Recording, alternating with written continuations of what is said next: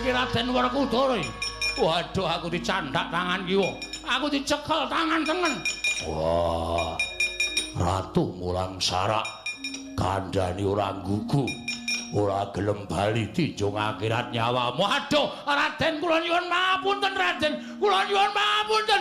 Wah!